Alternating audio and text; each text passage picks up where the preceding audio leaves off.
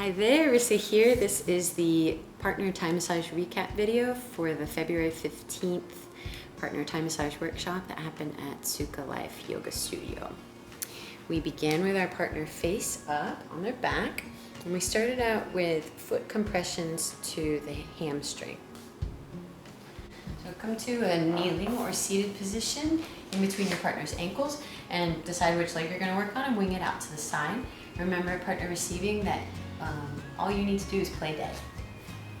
So bring the leg out to the side and then come to a seated position and bring both feet to the inner thigh right next to the knee. You can start to initiate a bend there with your feet and then assist the foot with your hand. Make sure your hips aren't in line with their hips. You actually want your hips in line with their outer knee. So scoot your hips over, push the knee up so that your partner's knee is in line with their hip. You can reduce the tension by bringing the opposite leg in a bit closer to you.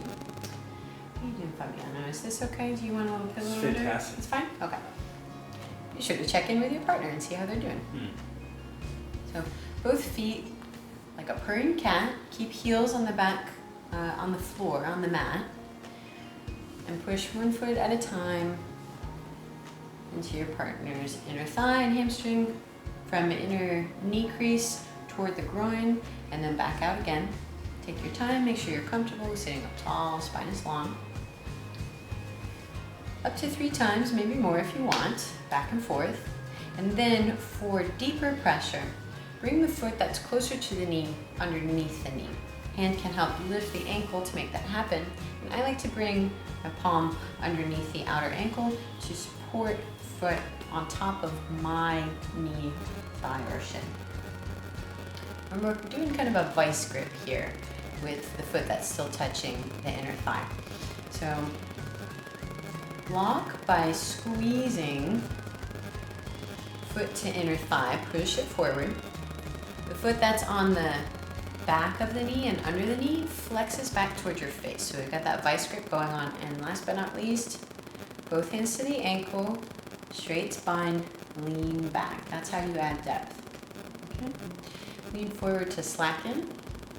Remove foot and place it just slightly closer toward the groin. It's like we're making stamps with the foot along the inner thigh. The foot that's underneath the knee stays right where it is. Be sure to not let your partner's knee come toward you. Try and keep partner's knee in line with their hip, okay? Both hands to the ankle, lock, and then sink by leaning back.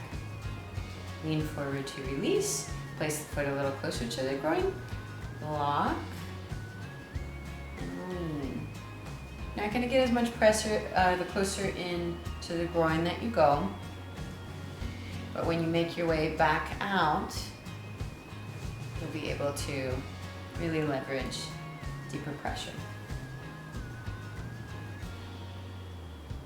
You can even pause here, especially if you feel like there's a release happening in the ankle. And then when you're done, assist with your feet, straightening the leg back out, wing their opposite leg out to the side, and bring their leg back to the mat. Remember, you can give their leg a little jostle. Next, we moved from the inner aspect of the leg to the outer aspect of the leg and hip. So partner receiving, come into a sideline position. Fabiano, go ahead and turn toward the camera and bring your top shin down to this pillow. Yes. Yeah, like that. So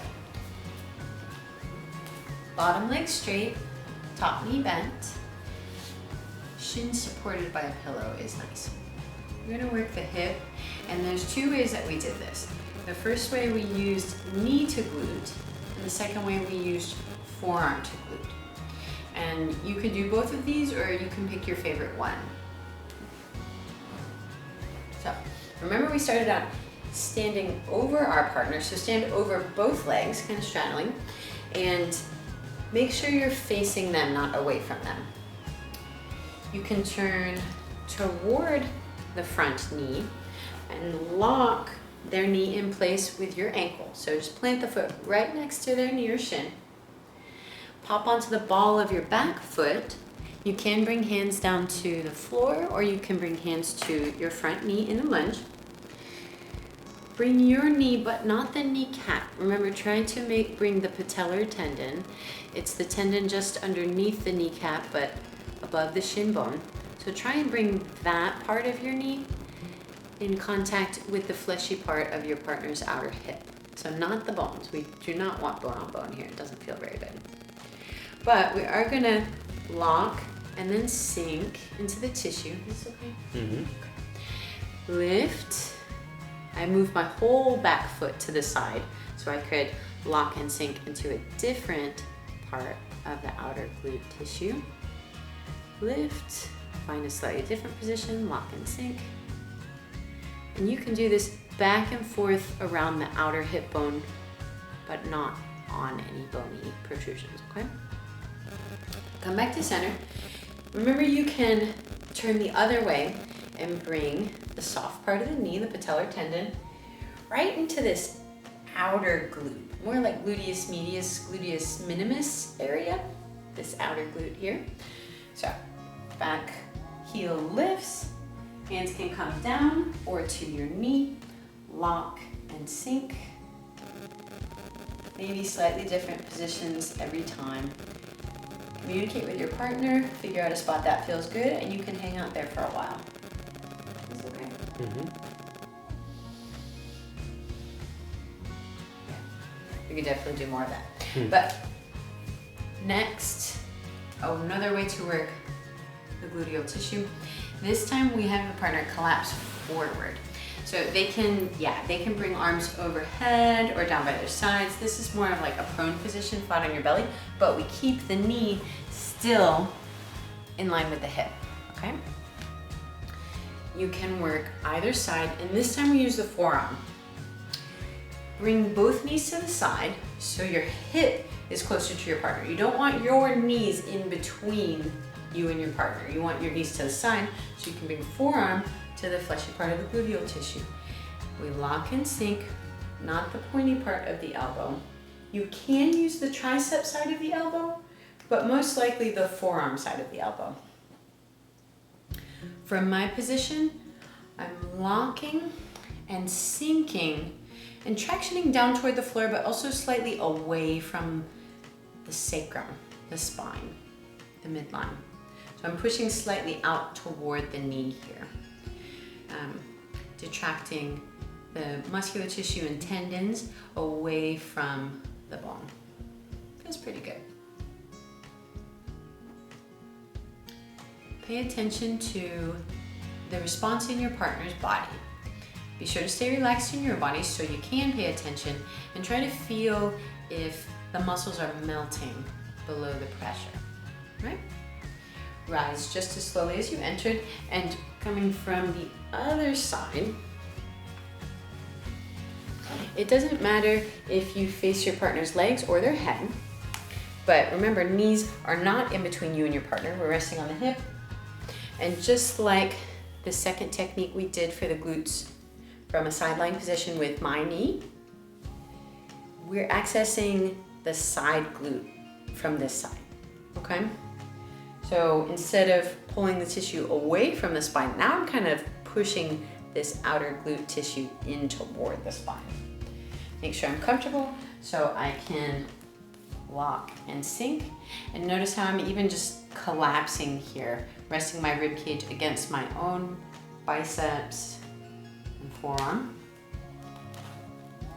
The more that your head and shoulders are over the point of contact, the more you can let gravity assist in sinking down with deeper pressure, as effortless as possible in your own body. 3 points of contact are nice, so remember you can just like slightly adjust and then lock and sink back into it. Okay. Slowly rise. And now we're going to come back to a sideline position. So hips and shoulders are stacked. The front shin rests on the pillow just to help keep the hips in line. And now we moved to the shoulder. So kneel or sit if you need to behind your partner. Bring their top arm so that you can thread your arm underneath. Hands sandwich the shoulder, but just supporting there. And remember, rock with your whole torso, circling their shoulder around about 3 times one way, 3 times the other way. Next, we're gonna try and bring our cup hand, blade hand. You can rest the top of the hand against your own thigh, whether you're sitting or kneeling. Try to get fingers to scoop in between the scapula and the ribs. This hand, that's closer to your partner, still threads underneath the arm and supports the front of the shoulder, okay? So, cup hand, blade hand, threads. You can grab the shoulder and pull it forward toward the same direction that their face is facing. Bring blade hand along, this is called the inferior border of the scapula, or the medial border of the scapula, but on the inferior angle. Okay, so we start at the bottom of the shoulder blade, and then we'll pull so we can thread the fingers underneath. Okay, I hope you can see that. Next, we just trace up. So 1 set of fingerprints at a time toward the top of the scapula. You won't be able to get underneath as well up there, and then back down. Get some good shoulder mobility. This might feel a little weird, but it's good for you. Grab the top wrist and lean back so you can open their arm out to the side and then just let the arm be. 2 ways to initiate this pec stretch. The first, especially if you're sitting, the first stretch is just grab the wrist, second hand supports the front of the shoulder, just gently cupping. And we go 1, 2, 3, and we take stretches out to the side. My favorite way to stretch the pec from a kneeling position is to keep one hand supporting the shoulder, other hand comes down to the floor, I rise up, and with my hips, I lean forward to guide this stretch. Something about not being grabbed at a limb that it doesn't feel as dangerous. It doesn't feel like someone's trying to grab me or control me, okay? I'm gonna take a few leans forward and backward. I tuck my toes underneath and rest my hips down so I'm a little bit more lifted.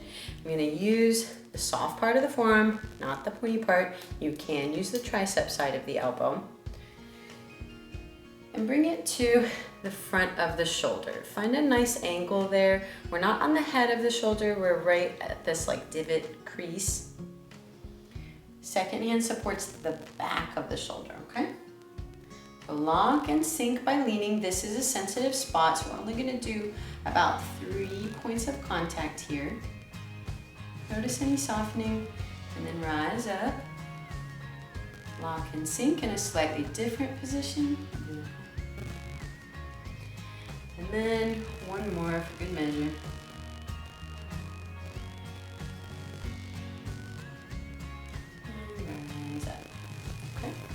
Lean back, bring your arm back to center.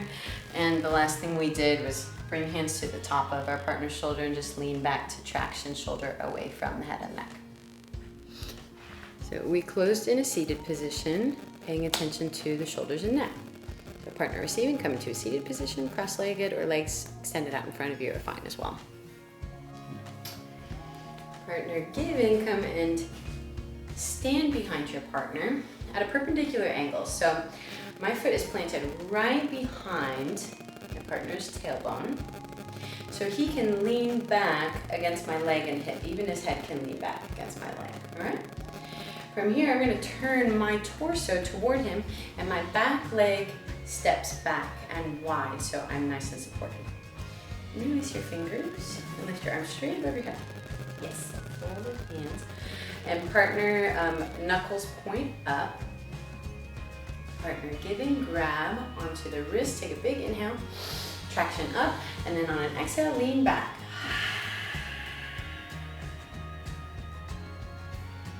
3 times. Inhale, traction up, and remember the second option to hook the elbow underneath and lean back on an exhale.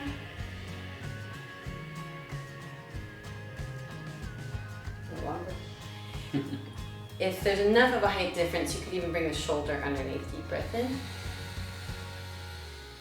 And exhale, lean back.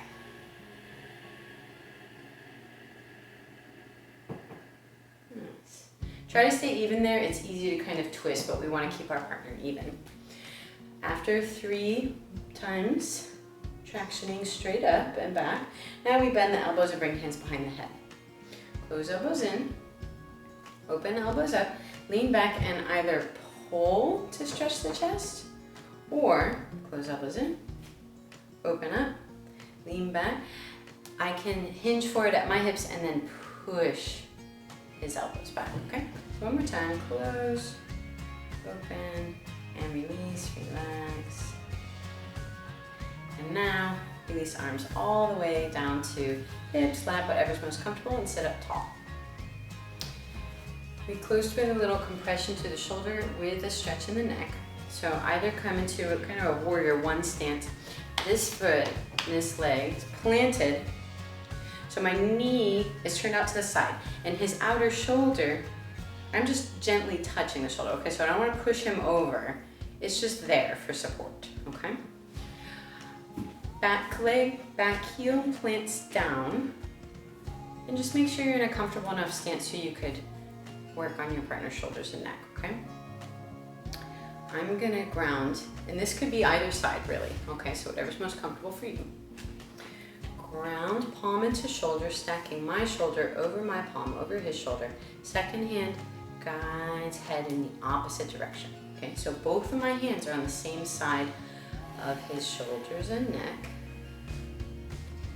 This hand sinks straight down. So if I don't do that and I do this, notice how his whole torso winks to the side. That's not what we want. We're gonna anchor down, compressing the upper trap muscles and then some. Second hand guides head and neck away. And I can even, remember it's like a lead dancer. We don't want to be controlling here. Even just fingertips, I can guide some gentle movement in his head while keeping the anchor in my first hand, grounding down, okay? Just guiding some range of motion here, accessing different parts of the side and back of the neck, maybe even a little front of the neck. Do both sides, we're not going to show you that now, but we close with a stretch to the back of the neck. So come to a kneeling position behind your partner, guide their chin toward their chest, partner receiving, you can just let the chin fall toward the chest. Interlace fingers with the palms open, we're going to squeeze heels and hands together. This isn't a turbo squeeze, just gently sink into the tissue and release. From the back of the neck where it meets the shoulders, it's like we're making stamps up where the back of the neck meets the skull, and then back down. Okay, bring the hand back to center. And that was it. That was all we did. This is Fabiano. I lied. Thanks for watching. Happy practicing.